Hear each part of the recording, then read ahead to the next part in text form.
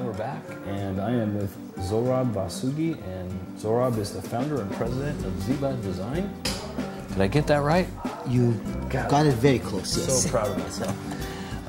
So, just come off the stage here at TEDx, and what's really exciting is I hear you're one of our world's greatest innovators. Tell me a little bit about how you got voted in that.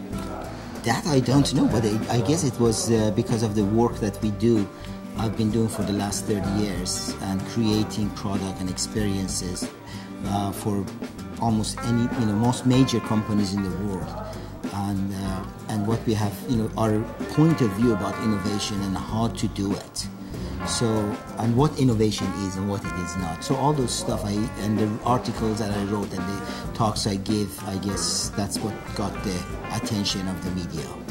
So, give me a little bit of the premise of your TED Talk.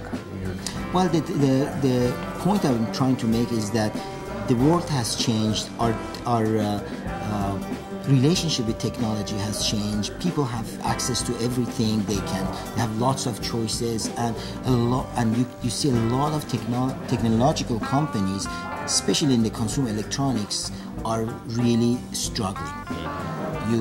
They're either going out of business, they're being bought out, they're trying to go and sell in another place to expand their market. They're really struggling because their consumers are not buying their products, or they see it as commodity.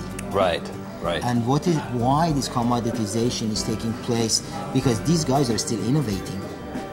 They're still doing great products. They're engineered well. Sony is a good example. Their products are still very good, but what's the meaning of Sony? Why do you want to buy Sony versus Samsung versus Hitachi or whatever? So it's very difficult times for many companies these days. That takes me to another question.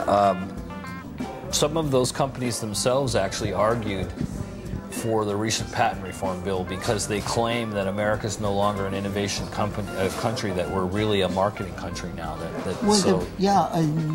That's true, because still they are more of technology and product innovation company where they measure their stuff based on patents. Now, I understand that Apple also is applying for patents and doing a lot of patent work, but they're doing it in a different stage. Now that they're at this stage to protect their market share, but before they get there, they really didn't do much of patent litigation. They did, but not too much. But so everybody wants to protect their territory through that.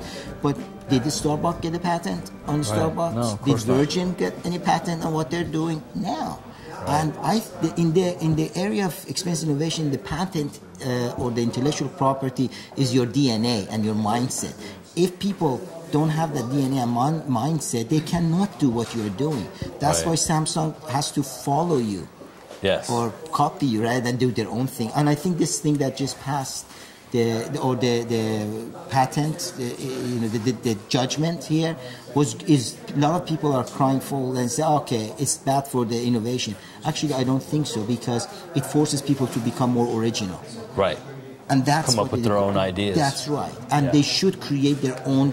There's a Samsung experience, there's an Apple experience, there is a Sony experience. What are those? Figure those things out. Yeah, I would agree with that, because just because everybody wants that Apple experience doesn't mean that you shouldn't have to come up with something that is, as you put it, the Samsung experience, right? Yeah, exactly. And maybe Samsung core customers shouldn't be the ones that are Apple core customers, and they will not be. I would agree with that, No, but there's still a couple layers below that you can go, and because those are the people who like Apple but who don't love Apple, because the ones who love and have loyalty to Apple, will not going to get them away.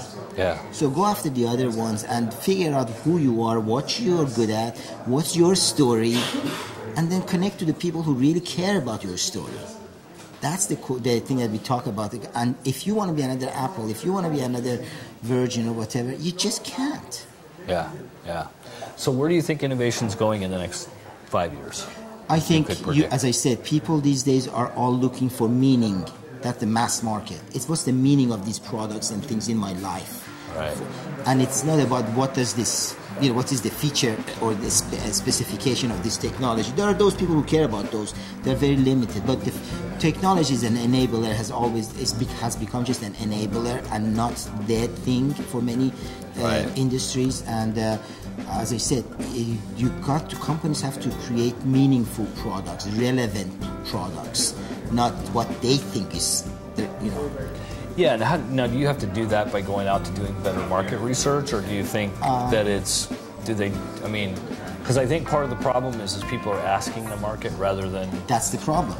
You don't ask people what they want because they tell you what their neighbor has. You do it through empathy. Right. If you look at Richard Branson from Virgin, when he says that I sit in the plane and I design and I figure out what is it that I would want to have, and I just do that. Rather than saying, hey, what would you like if you could? Or go and ask, do marketing, see how many people say yes, how many, there's that ad, very funny ad about pizza. It says, how many people want more cheese on their pizza, and everybody raise their hands. I mean, you just don't ask. You have to do a lot of,